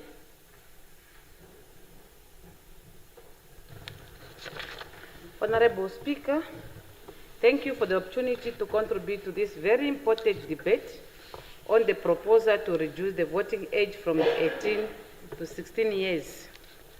I rise today to respectfully express my reservation and oppose this motion, not because I do not value the voices of our youth, but because I believe that voting is a serious civil duty that requires a certain level of maturity, life experience, and socio-economic awareness, which the current of 18 years is of better understanding than the proposed one. At 16 years, many young people are still in school, financially dependent, and navigating the early stages of personal development. While they are certain, intelligent, and full of potential, we must ask ourselves, do they possess the life experience, political awareness, and social responsibility that voting demands? Furthermore, we must also consider the impact of such a change on the integrity, stability of our democratic process. Voting is not merely about expressing opinion, it is about making informed decision that shapes the future of our nation. Reducing the voting ages risks the politics of a certain group that is still largely not ready or not yet mature to make an informed decision, particularly in the age of dominant by social media and disinformation. Let us also reflect on the certainty of the right and the responsibility of 18 years individuals are not yet permitted to enter into a binding contracts or getting married without parental consent or be held fully accountable under the law in many respects. Yet, we are considering giving them the full responsibility of selecting national leaders. Honorable Speaker, I believe in empowering our youth, but we must do it in a structured way, responsible way. Let us also focus on strengthening the civil education in our schools. Let us invest in youth development programs and create meaningful platforms for our youth participation in governance. But let us preserve the sanctity and seriousness of the vote by keeping the legal voting at 18 years. With these remarks, Comrade Speaker, I thank you. Honorable Mubita, Honorable Mubita, maybe you can just allow the Honorable Sampasa to take his seat. Yes. To next year. Yeah, you may now take the floor. I will. Honorable Speaker, see, I'm under attack here. I will defer to next year, but first I need to say something. If you say something, Honorable. No, I'm not deferring anything. I need to make my contribution first. I am surprised that we have a bill of this sort in the House. I'm surprised because I'm persuaded to believe that this House is composed of not only leaders, but also politicians. And politicians are such people that would have been seen the doors of a political school. If they had, then they would understand that in politics or political science, there is a subject that deals with neuroscience. And neuroscience suggests that the brain of every individual, especially the prefrontal cortex, would still be undergoing major construction and development at the age of 16 years. So at that age, it is imperative and important that we allow the 16-year-old teenagers to develop and grow. A 16-year-old individual lacks adequate political knowledge and proper understanding. Research has been conducted in many European and Asian countries, including the Americas. Some countries ended up agreeing to allow the 16-year-old to vote. However, after 2 years of such an experience, they realized that the decisions of the 16-year-olds were not sustainable because they were not based on responsible thinking. The 16-year-olds are not mature enough to participate responsibly in taking serious decisions of a nation. They are not neurologically and physiologically mature enough to be responsible citizens who take decisions on behalf of nations. I would advise that the proponents of this suggestion should rather take the 16-year-olds and others to political schools so that they can be groomed in their political structures to become responsible citizens. We should avoid to test the depth of the river with both feet. And we should, by all means, not use this parliament as a political laboratory. I thank you. Yes, the Honorable Kantema may now take the floor and propose the adjournment. There are no more MPs requesting for the floor to speak.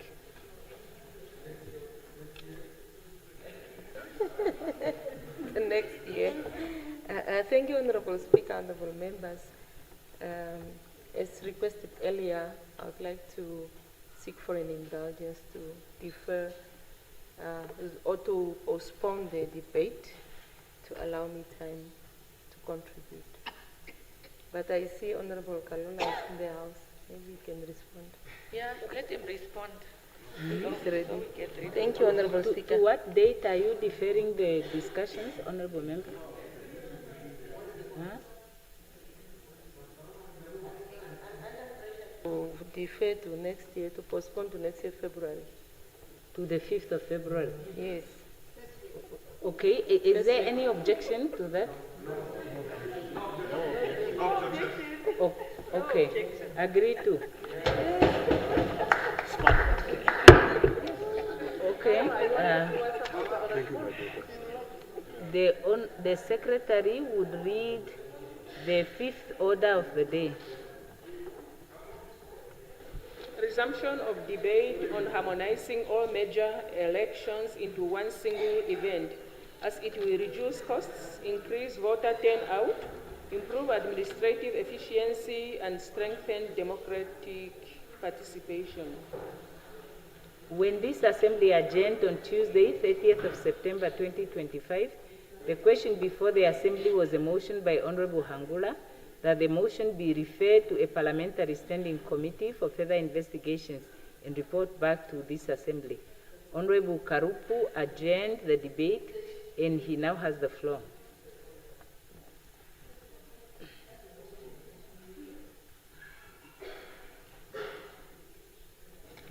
Thank you very much, Honorable Speaker, for the floor. I wanted to add my voice to this motion. As much as the intention of this motion sounds good in terms of saving cost, but in my view, the motion has got some legal and financial implications. I'm saying it is having a legal implication in the sense that we've got institutions that their terms of office are all 5 years. The assembly is 5 years, and the council is also 5 years. If we are to harmonize it, to bring it in line, which means we have to either decrease the number of one institution's terms of office, which is against the Constitution, or we have to extend the other institution's term of office.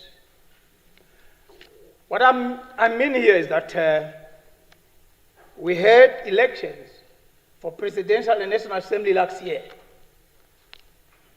so which will end in March 2030. And we are going for regional council and local authority elections this year, which will end in November 2030.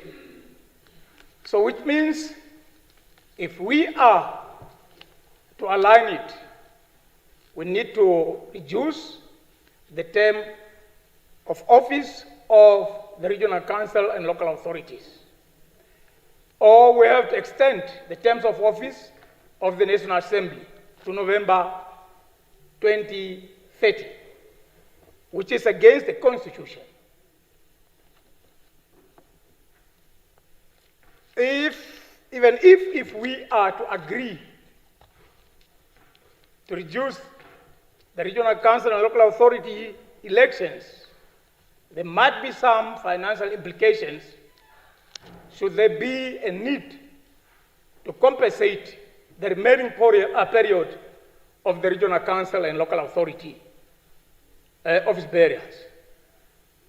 Therefore, the good thing for us is better to start with the amendment of the Constitution, which I think is not possible for us to do it now.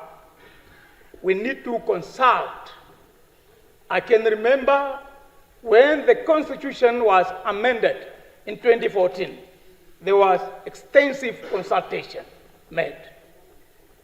So therefore, in my view, this motion, we can discuss it, debate it here, but it might be problematic when it comes to implementation because it's going against the Constitution. This is my observation, Honorable Speaker, and I thank you very much for the floor. Thank you. Honorable Navas Estayele. Thank you, Honorable Speaker, for granting me this opportunity. May I ask for the indulgence of the House to postpone this debate until next year, February the 5th. When we resume, in the absence of not knowing exactly the date. Yes, I saw there was someone on the list, but they have withdrawn. Any objections? Okay. Agreed to. The Secretary will read the sixth order of the day. Resumption of debate on the employment conditions of all uniformed personnel services, especially members of the Namibian Police Force, Namibian Correctional Services, and the Namibian Defense Force. When this assembly adjourned on Tuesday, 30th of September 2025, the question before the assembly was a motion by Honorable Karonda that the motion be referred to a parliamentary standing committee for further investigations and report back to this assembly. Honorable Somaib adjourned the debate and he now has the floor. He's not there. Any further discussions? Yes, Honorable Nekundi. Thank you very much, Honorable Deputy Speaker. This motion, I really want to participate, but in view of the elections that are upcoming now, I want to prepare very thoroughly. Can I postpone to next year, April? The first week of April. Thank you. The first Tuesday of April.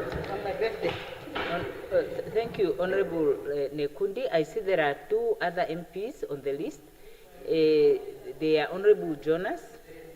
I give the floor to her first before we come to your proposal. Also withdraw. I see there is Honorable Kapofi. I give the floor to Honorable Kapofi.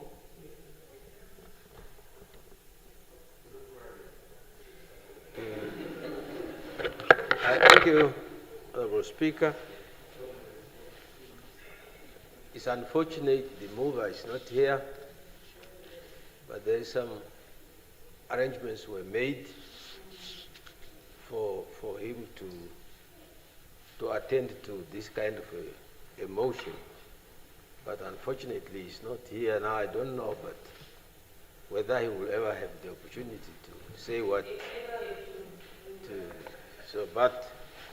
There was some kind of an arrangement for the discussion to be stayed. So for the discussion to what? For the motion to be withdrawn? To be stayed. What does it mean? Like the motion to be withdrawn? In the meantime, Yeah, because there are only two ways that we can have a motion, or you may take your seat, Minister. There are only two ways that an item that is put on the agenda is not discussed to conclusion, and how does it say? It doesn't fall by the wayside. In fact, there are two ways that an item is dealt with. It's either discussed to conclusion and a decision is taken, either to support or not to support, or it lapses because it is not concluded until, a certain time is specified under the rules, or it is withdrawn by the member who moved. So now it is not clear whether the member intended to withdraw the motion. Yeah. So if that is so, if there is no one, unless if the Honorable Kapofi is moving to defer the motion to an earlier date than what was proposed by Honorable Nekundi, if Honorable Kapofi doesn't do that, and there is no objection, then we would have no other choice than to go with the proposal of Honorable Nekundi. Okay, so the motion stand adjourned until, or deferred until April, and the Honorable Nekundi must give a date, please. The first Tuesday of April. Okay, agree to? Okay, the Secretary will read the seventh order of the day. Resumption of debate on the nationalization of key strategic economic sectors / resources. When this Assembly adjourned on Wednesday, 9th July 2025, the question before the Assembly was a motion by Honorable Karonda that the motion be referred to a parliamentary standing committee for further investigations and report back to this Assembly. Honorable Bishop Thomas adjourned the debate, and he now has the floor, and he is not here. Any further discussions? And the Honorable Karonda is not here to reply. Now,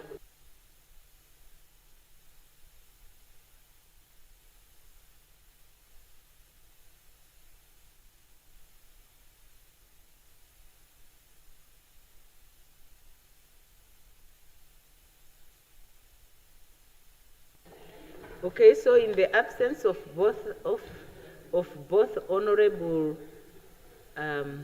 Thomas, who deferred the motion for his contribution, and the Honorable Karonda to reply, the item is deferred to next week, Tuesday, for the reply by Honorable Karonda.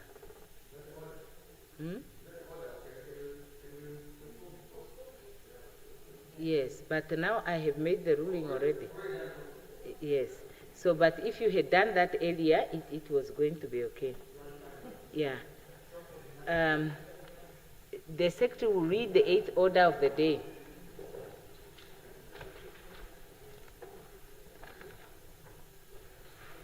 Resumption of debate on Namibia's critical economic and cultural crisis.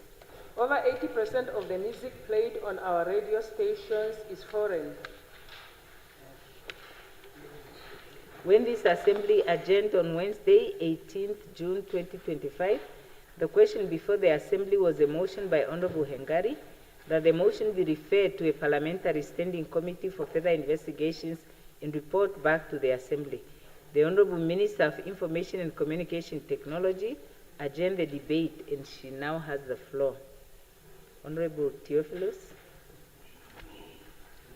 Thank you very much, Honorable Speaker.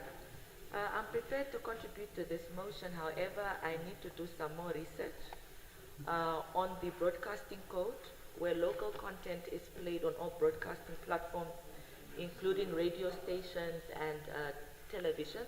So I ask the indulgence of the House to postpone this debate to February next year. Any objection? Okay. Agreed to. The Secretary will read the 9th order of the day. Consideration of the report of the Standing Committee on Economy and Industry, Public Administration and Planning on the Stakeholder Interface and Oversight Workshop and the engagement with Bank of Namibia and the Productivity Task Force on Energy in Namibia. Does Honorable Hilma Ita move that the committee report be considered? Who seconds?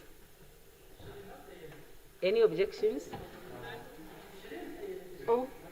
Honorable Ita has the floor. Then it's agreed to. Honorable Ita has the floor. Honorable Speaker, Honorable Ipumbu will take us through. I beg your pardon? Honorable Ipumbu would. Oh, you deferred the motion on behalf of Honorable Ipumbu.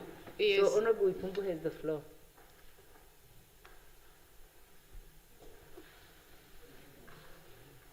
Honorable Speaker, honorable members, I rise to motivate the first report of the Standing Committee on the Economy, Industry, Public Administration and Planning, focusing on the stakeholders interface and oversight workshop held in Swakopmund from the 18th to the 21st of August 2025, in which the committee also conducted site visits on the 22nd of August to Clean Energy Hydrogen Green Energy Plant and High Iron Green Energy Oshibela Plant.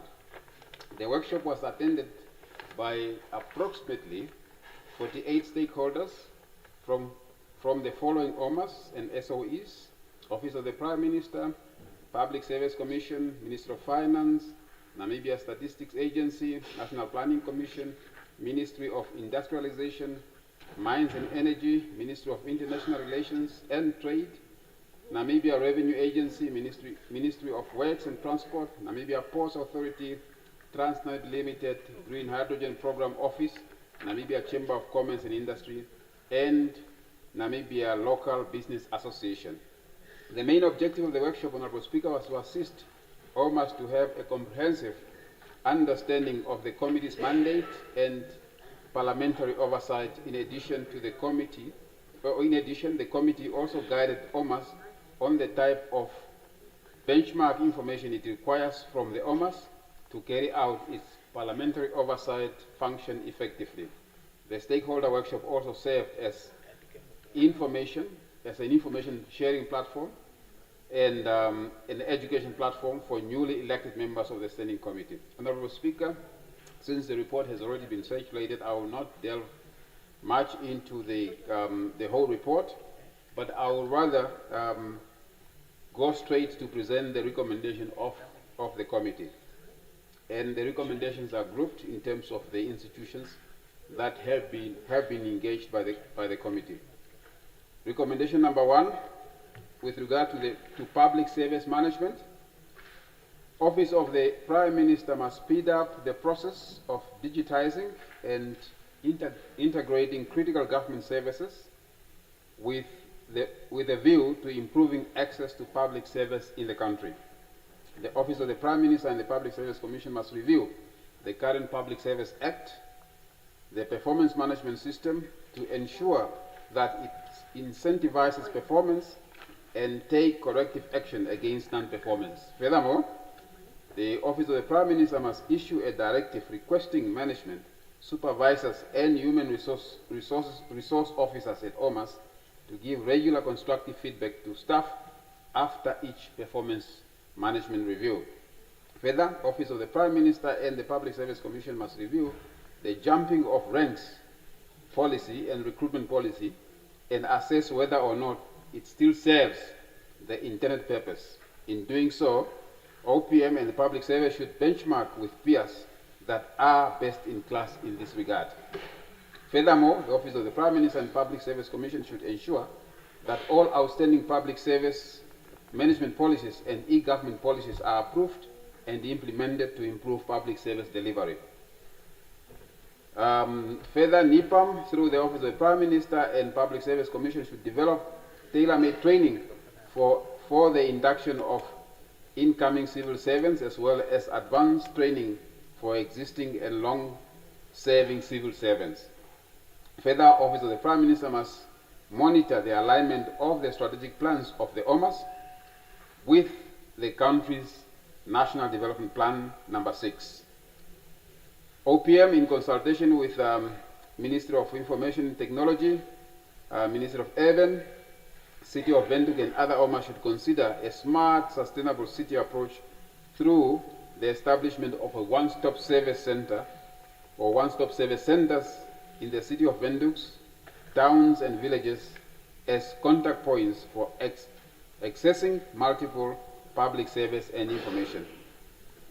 National Statistics Agency, Namibia Statistics Agency and National Planning Commission must fast-track the rebasing of national accounts to ensure that it reflects the true size of the economy. The NSA should conduct regular labor force surveys to provide regular feedback to policymakers and lawmakers on the unemployment situation. NSA further should collaborate with National Planning Commission to commence with the introduction of a project that could assist National Assembly and its committees in measuring impact of laws passed by the legislature and reports adopted by the National Assembly. Public Finance Management, the Minister of Finance should collaborate with the National Assembly through this Standing Committee, Budget and Finance Committee and Public Accounts Committee for strengthening and speeding up the drafting, legal scrubbing and tabling of the Public Finance Management Bill in the National Assembly. International Trade Management Bill and Investment Promotion Bill. The Ministry of International Relations and Trade must fast-track the finalization of the International Trade Management Bill and the Investment Promotion Bill for tabling in the National Assembly. Ministry of Finance must ensure that the country's debt remains sustainable. One-stop border post. Namibia Revenue Agency, NAMRA, must continue coordinating the establishment of a one-stop border post at Katima Mulilo to ease congestion at this border post. National Development Plan, NDP 6. National Planning Commission must fast-track the proposed measures to take to task, or the proposed measures in NDP 6 to take to task OMAS that do not timely implement development priorities assigned to them in the National Development Plans and the development budget. NPC should assist parliamentary committees in its oversight of the development budget. NPC should conduct regular community consultations on development programs. Development plans should be evidence-based, hence NPC should strengthen its research and oversight capacity. Parliament and relevant committees should conduct regular oversight on the implementation of NDP 6. Parliament and the Standing Committee should champion policy certainty to attract investors. NPC and Parliament should develop a framework for monitoring and evaluating the execution of the National Development Plan number 6 and identify constraints. NPC should be considerate of the fourth industrial revolution and artificial intelligence when developing national development plans and programs. Railway infrastructure and services, Ministry of Works and Transport, and Transnamib, as well as the National Planning Commission, must fast-track the finalization of the implementation of finalization and implementation of the Railway Master Plan. The Ministry of Work and Transport, NPC, Ministry of Finance, and Transnamib must ensure that the project activities for the Kransberg-Otjiwarongo Railway upgrading are implemented as planned, as well as other projects earmarked for railway services. Ministry of Works and Transport should collaborate with NPC, Ministry of Finance and Transnamib to restore and modernize the aging rail infrastructure in the country, which is essential for economic growth and for Namibia to be a transport hub. The Windhoek, Gobabis and Southern Railway routes should be reactivated and upgraded. The Trans-Zambezi Rail extension project should also commence without delay. Minister of Works and Transport, NPC and Minister of Finance must review the current regulatory framework for railway sector to bring it in line, to bring it at the same level as the one in the road sector. NPC and Minister of Finance and Minister of Works and Transport must improve the funding of the railway set out in NDP 6 and reconsider the imbalance between the funding of the railway versus the funding of the road infrastructure. Government through the Ministry of Works and Transport, NPC and Ministry of Finance, Roads Authority, Roads Fund Administration and Transnamib should encourage complementing road and rail and address funding as well as legislative challenges as a matter of agency. Ports of Goldfish Bay and Ludres, government through the Ministry of Works, NPC, Minister of Finance and NAMPORT must continue to support the expansion of the port infrastructure to support Namibia's ambitions to be a regional transport hub. Minister of Urban and Rural Development, in consultation with NPC and Ludres Town Council, must address the constraints of insufficient land for urban expansion and transformation of Ludres needed for infrastructure development due to economic investment opportunities. Special Economic Zone Bill and Synthetic Fuel Bill, the Ministry of International Relations and Trade must speedily table the Special Economic Zone Bill and Investment Promotion Bill, this we have already mentioned. The Ministry of Industries and Mines and Energy must speedily table the Synthetic Fuel Bill in Parliament. Private sector, government through the Ministry of International Relations and Trade, Ministry of Industries, Mines and Energy, NPC, Ministry of Finance, should strengthen collaboration with the private sector with a view to work together to create the much needed jobs in the country. Ministry of International Relations and Trade should assist the private sector to establish one platform to engage government and parliament. The Minister of International Trade, Minister of Industries, Mines and Energy, and Minister of Justice and Labor Relations should encourage and support tripartite government, employers, worker system of communication. Critical skills. To support the industrialization strategy, the Ministry of Home Affairs, Immigration, Safety and Security should take the lead in consultation with the Ministry of Industries, Mines and Energy, and Ministry of International Relations and Trade, Ministry of Justice and Labor Relations to streamline the visa and work permit application process for the importation of critical skills, and here we underline critical skills, that will unlock more job opportunities and know-how transfers for and to Namibians. The ministries listed above should consider the introduction of critical skills visa or work permit for foreign professionals solely for emerging industries. Ministry of Home Affairs, Immigration and Safety and Security should set up a desk to process visa and work permit applications solely for emerging industry where critical skills are required for example, in oil and gas and green hydrogen programs and other sectors. Ministry of the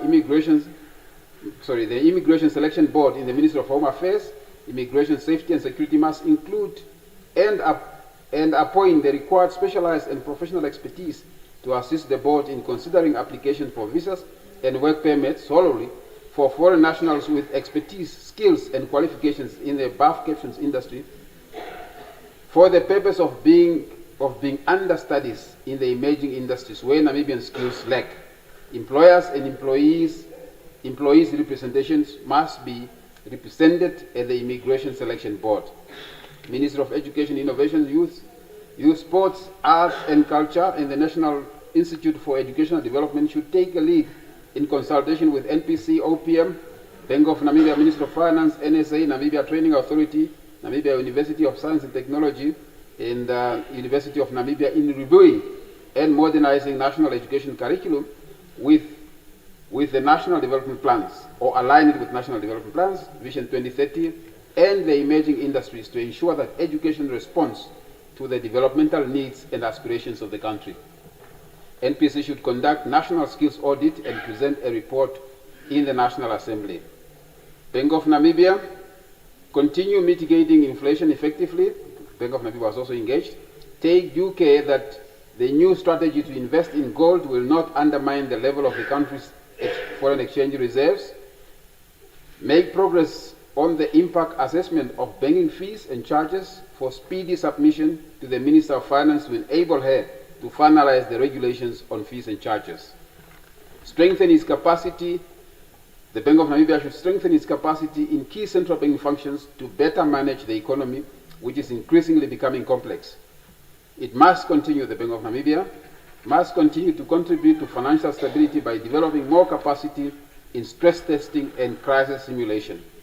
Ensure that the Bank of Namibia must ensure that its operational expenses remain within reasonable ranges. Recognizing the importance of the creative economy, allow and put into operation international payment platforms that will enable young people of Namibia to receive payments from outside.